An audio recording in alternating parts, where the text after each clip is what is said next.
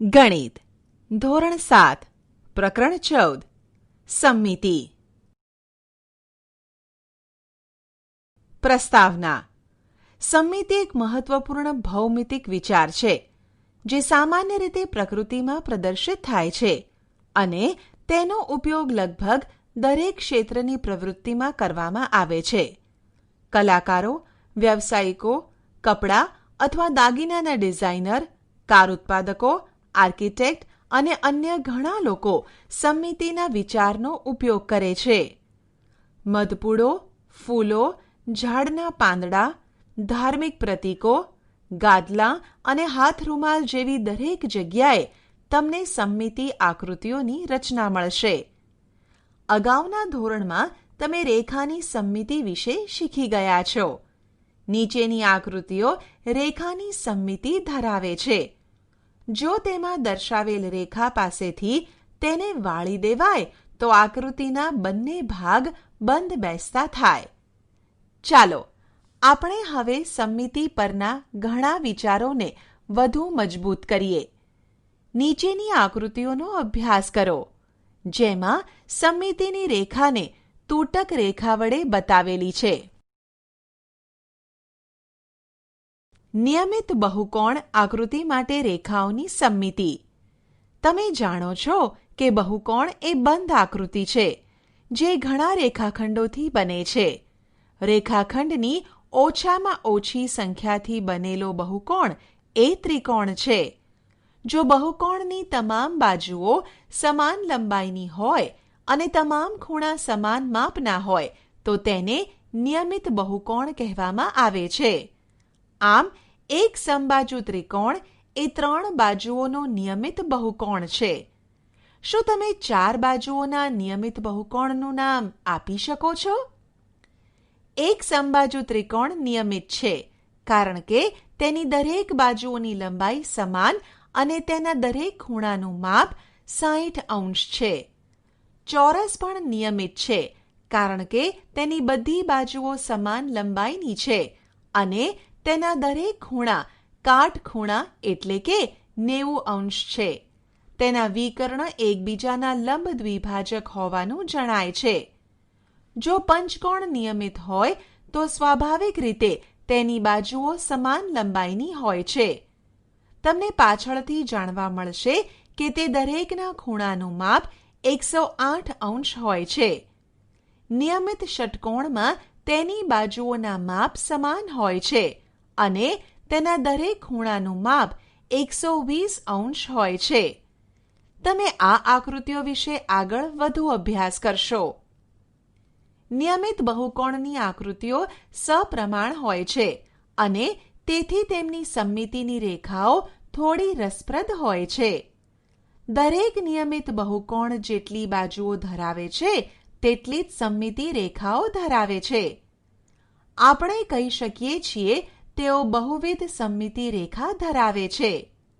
કદાચ તમને આ વિશે કાગળને વાળીને જાણવાનું ગમશે. કરી જુઓ.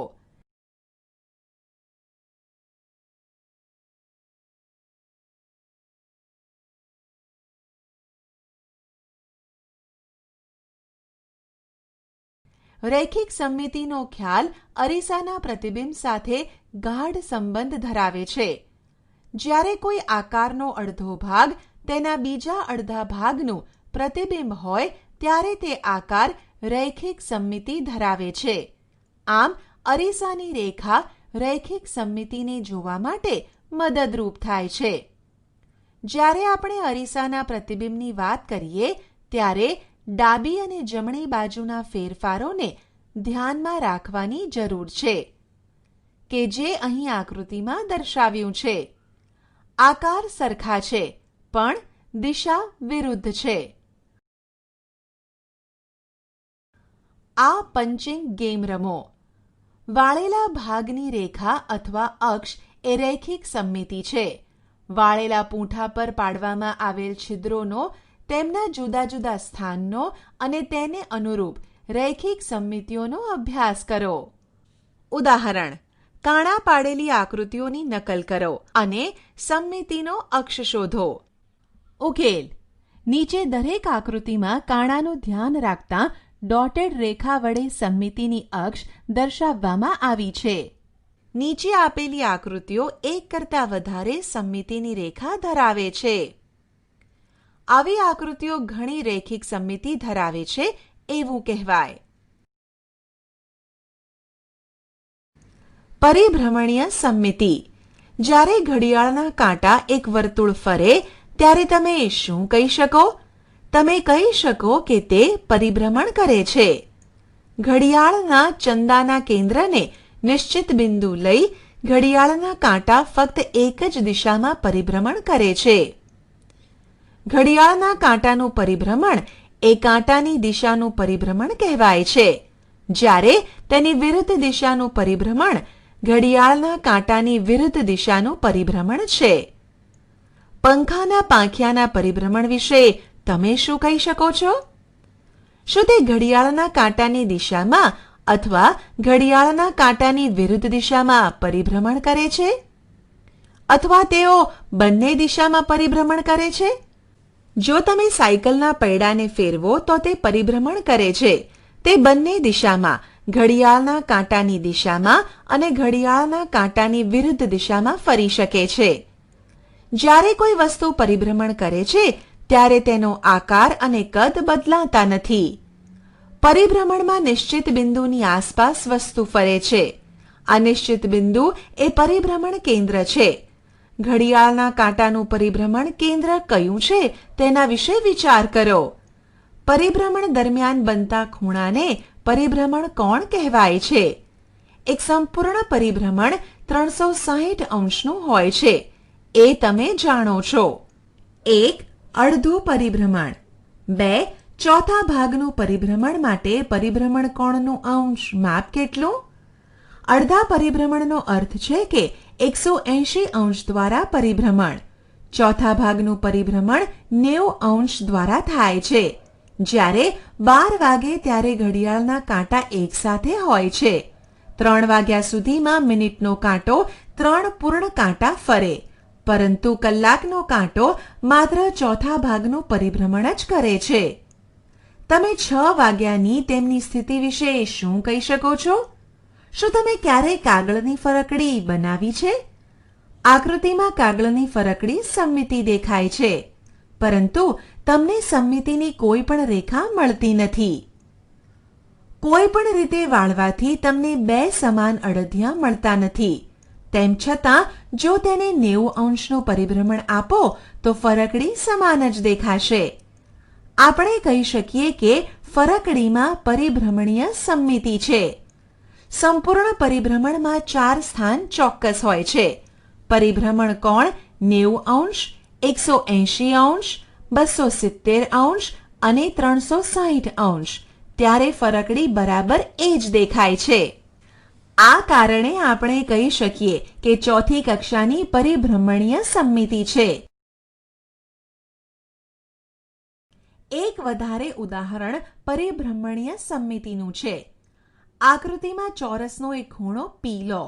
ચાલો ચોરસના કેન્દ્ર આગળ દર્શાવેલી નિશાની સ્ટારની આસપાસ ચોથા ભાગનું પરિભ્રમણ કરાવીએ. આકૃતિ 1માં પ્રારંભિક સ્થિતિ છે. કેન્દ્ર આસપાસ 90 અંશનું પરિભ્રમણ કરાવતા આકૃતિ 2 મળે છે. અહીં Pનું સ્થાન જુઓ. ફરી 90 અંશનું પરિભ્રમણ કરાવતા આકૃતિ 3 મળે છે. આ રીતે જ્યારે ચોથા ભાગના 4 પરિભ્રમણ પૂરા થાય છે ત્યારે ચોરસ તેની મૂળ સ્થિતિમાં આવે છે. તે હવે આકૃતિ 1 જેવી દેખાશે. દરેક વખતે Pના સ્થાન પરથી આ જોઈ શકાય છે. આમ ચોરસ તેના કેન્દ્ર વિશે ચોથી કક્ષાની પરિભ્રમણીય સમમિતિ ધરાવે છે. જુઓ કે 1. પરિભ્રમણનું કેન્દ્ર એ ચોરસનું કેન્દ્ર છે. 2. પરિભ્રમણનો કોણ 90 અંશ છે. 3. પરિભ્રમણની દિશા ઘડિયાળના કાંટાની દિશામાં છે. 4. પરિભ્રમણીય સમમિતિનો ક્રમ 4 છે. 1. એ તમે સમભુજ ત્રિકોણ માટે પરિભ્રમણીય સમમિતિની કક્ષા કહી શકો છો? ઉકેલ: સમભુજ ત્રિકોણને મૂળ જેવો દેખાવાની બરાબર 3 સ્થિતિ પ્રાપ્ત થાય છે. આમ સમબાજુ ત્રિકોણ માટે પરિભ્રમણીય સમમિતિની કક્ષા 3 છે. બી. કેન્દ્ર આસપાસ 120 અંશ દ્વારા પરિભ્રમણ કરવામાં આવે ત્યારે એવી કેટલી સ્થિતિ મળે છે કે જેના પર ત્રિકોણ એક સરખો જ દેખાય? ઉકેલ: ત્રિકોણને કેન્દ્ર આસપાસ 120 અંશના ખૂણે પરિભ્રમણ કરવામાં આવે ત્યારે એક સરખો જ દેખાય એવી એક જ સ્થિતિ મળે છે. 2. નીચેનામાંથી કયા આકારમાં નિશાન કરેલા બિંદુ આગળ પરિભ્રમણીય સમમિતિ છે? ઉકેલ: એક પરિભ્રમણને અંતે વસ્તુ પહેલા જેવી જ દેખાય તો તે વસ્તુને પરિભ્રમણીય સમમિતિ હોય. ઉપરના તમામ આકારો 1, 2, 3 અને 4માં તેમના બિંદુ X આસપાસ પરિભ્રમણીય સમમિતિ છે.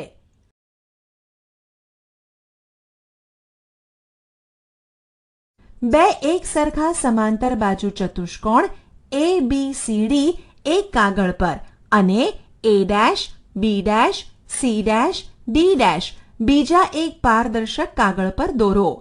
તેમના વિકર્ણોના છેદબિંદુઓ અનુક્રમે O અને O' દર્શાવો. આ સમાંતર બાજુ ચતુષ્કોણને એવી રીતે મૂકો કે જેથી A' A પર આવે, B' B પર આવે અને તેથી O' O પર આવશે. હવે O બિંદુ પર એક ટાંકણી લગાવો. હવે પારદર્શક આકારને ઘડિયાળના કાંટાની દિશામાં ફેરવો. એક પૂર્ણ આંટા દરમિયાન કેટલી વાર બંને આકારો બરાબર બંધ બેસતા આવે છે? પરિભ્રમણીય સમમિતિનો ક્રમ કયો છે? 1. જ્યારે આપણે ઘડિયાળના કાંટાની દિશામાં આકાર ફેરવીએ ત્યારે બે સ્થિતિ જોઈએ છીએ. A' એ A ઉપર, B A' એ C ઉપર આવે છે. પૂર્ણ પરિભ્રમણ 360 અંશ પૂરું કરતા સમાંતર બાજુ ચતુષ્કોણ બે વખત બરાબર બંધ બેસતો આવે છે. 2. સમાંતર બાજુ ચતુષ્કોણને પરિભ્રમણીય સમમિતતાનો ક્રમ 2 છે. જે બિંદુ પર ટાંકણી છે તે પરિભ્રમણ કેન્દ્ર છે. તે આ કિસ્સામાં વિકર્ણોનું છેદબિંદુ છે. દરેક વસ્તુની પરિભ્રમણીય સમમિતિ 1 છે કારણ કે તે 360 અંશના પરિભ્રમણ એટલે કે એક સંપૂર્ણ પરિભ્રમણ પછી સમાન સ્થિતિ ધરાવે છે. આવા કિસ્સામાં આપણને કોઈ રસ નથી. તમારી આસપાસ ઘણા આકારો છે જે પરિભ્રમણીય સમમિતિ ધરાવે છે. ઉદાહરણ તરીકે, જ્યારે તમે કેટલાક ફળોને કાપો છો ત્યારે મળતો આડછેદ એ પરિભ્રમણ સમમિતિ ધરાવે છે. તમે આકૃતિને ધ્યાનથી જોશો ત્યારે તમને આશ્ચર્ય થશે.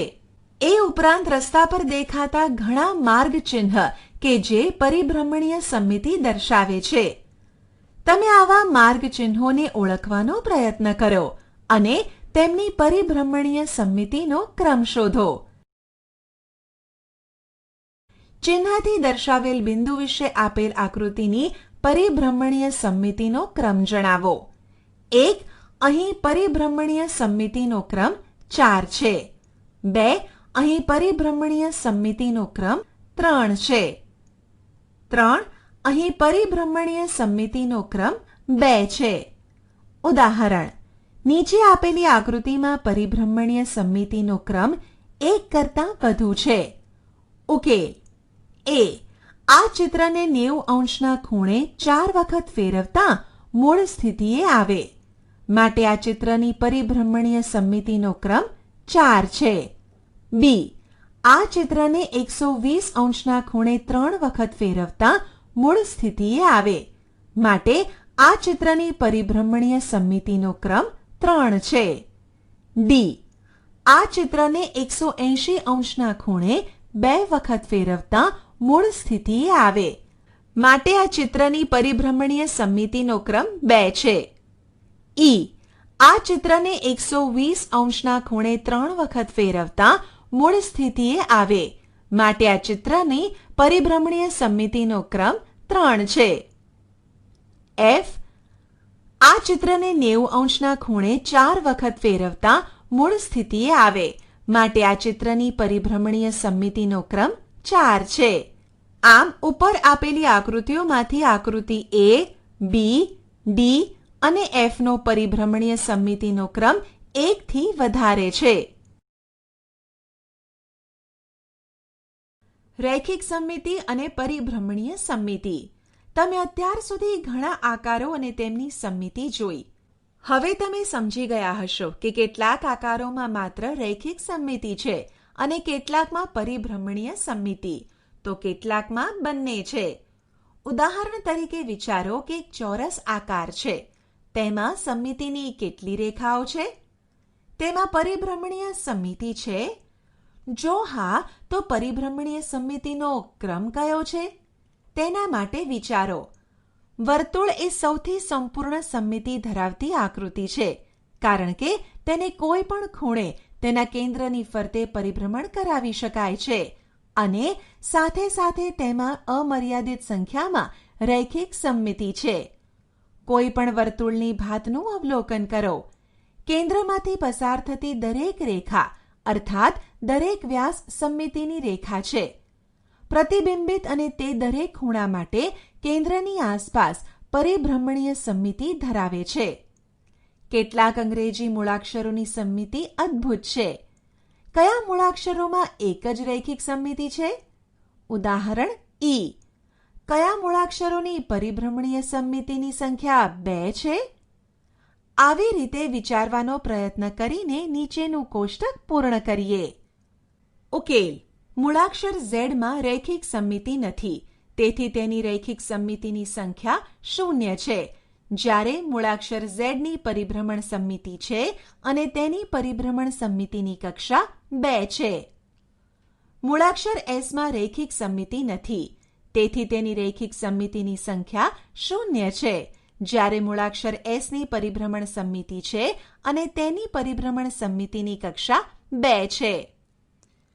મૂળાક્ષર H માં રૈખિક સમમિતિ છે, તેથી તેની રૈખિક સમમિતિની સંખ્યા 2 છે, જ્યારે મૂળાક્ષર H ની પરિભ્રમણ સમમિતિ છે અને તેની પરિભ્રમણ સમમિતિની કક્ષા 2 છે.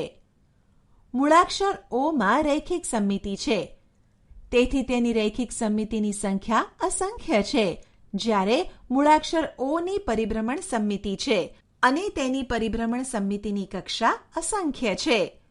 મૂળાક્ષર E માં રૈખિક સમમિતિ છે, તેથી તેની રૈખિક સમમિતિની સંખ્યા 1 છે, જ્યારે મૂળાક્ષર E ની પરિભ્રમણ સમમિતિ છે અને તેની પરિભ્રમણ સમમિતિની કક્ષા 1 છે. મૂળાક્ષર N માં રૈખિક સમમિતિ નથી, તેથી તેની રૈખિક સમમિતિની સંખ્યા 0 છે, જ્યારે મૂળાક્ષર N ની પરિભ્રમણ સમમિતિ છે અને તેની પરિભ્રમણ સમમિતિની કક્ષા 2 છે. મૂળાક્ષર C માં રૈખિક સમમિતિ છે, તેથી તેની રૈખિક સમમિતિની સંખ્યા 1 છે, જ્યારે મૂળાક્ષર C ની પરિભ્રમણ સમમિતિ છે અને તેની પરિભ્રમણ સમમિતિની કક્ષા 1 છે. આપણે શી ચર્ચા કરી? 1. જો કોઈક રેખા દ્વારા આકૃતિ 2 ભાગમાં એવી રીતે વહેંચાતી હોય કે બંને બંધ બેસતા આવે, તો તે આકૃતિને રૈખિક સમમિતિ છે એમ કહેવાય. 2. નિયમિત બહુકોણ સમાન બાજુઓ અને સમાન ખૂણાઓ ધરાવે છે. તે ઘણી વધારે, એક કરતાં વધુ રૈખિક સમમિતિ ધરાવે છે. નિયમિત બહુકોણ, નિયમિત ષટકોણ, નિયમિત પંચકોણ, ચોરસ, સમબાજુ ત્રિકોણ. સમમિતિની રેખાની સંખ્યા 6, 5, 4, 3. દરેક નિયમિત બહુકોણ તેની જેટલી બાજુઓ હોય તેટલી રૈખિક સમમિતિઓ ધરાવે છે. 4. અરીસામાં મળતું પ્રતિબિંબ સમમિતિ ધરાવે છે, પરંતુ તેમાં ડાબી અને જમણી બાજુના ફેરફારોને ધ્યાનમાં લેવા જરૂરી છે. 5. પરિભ્રમણ કોઈ વસ્તુ અથવા આકારને એક નિશ્ચિત બિંદુ આસપાસ ફેરવે છે. નિશ્ચિત બિંદુને પરિભ્રમણનું કેન્દ્ર કહે છે. જે ખૂણે પરિભ્રમણ થાય તેને પરિભ્રમણ કોણ કહે છે. 180 અંશનું પરિભ્રમણ એ અર્ધ પરિભ્રમણ છે અને 90 અંશનું પરિભ્રમણ એ ચોથા ભાગનું પરિભ્રમણ છે. પરિભ્રમણ ઘડિયાળના કાંટાની દિશામાં અથવા તેની વિરુદ્ધ દિશામાં હોઈ શકે. 6. જો પરિભ્રમણ પછી પણ વસ્તુ બરાબર તેવી જ દેખાય તો આપણે કહી શકીએ છીએ કે તેની પરિભ્રમણીય સમમિતિ છે. 7. કોઈ પણ આકૃતિને 360 અંશ પરિભ્રમણ કરતાં પરિભ્રમણ દરમિયાન જેટલી વખત આકૃતિ મૂળ આકૃતિ જેવી દેખાય તેને પરિભ્રમણીય સમમિતિનો ક્રમ કહેવાય છે. ચોરસની પરિભ્રમણીય સમમિતિની કક્ષા 4 છે. સમબાજુ ત્રિકોણની સમમિતિની કક્ષા 3 છે. 8. અમુક આકારોની ફક્ત એક જ રૈખિક સમમિતિ હોય છે. ઉદાહરણ તરીકે ઈ. અમુક આકારોની ફક્ત પરિભ્રમણીય સમમિતિ હોય છે. ઉદાહરણ તરીકે એસ. અમુકની બંને સમમિતિ હોય છે. ઉદાહરણ એચ. સમમિતિનો અભ્યાસ જરૂરી છે કારણ કે તે રોજિંદા જીવનમાં વારંવાર ઉપયોગમાં આવે છે અને વધુ મહત્વની છે કારણ કે તે આપણને સુંદર ભાત પૂરી પાડે છે. આશા છે કે તમને આ ઈ લર્નિંગ મોડ્યુલમાં મજા આવી હશે. આભાર.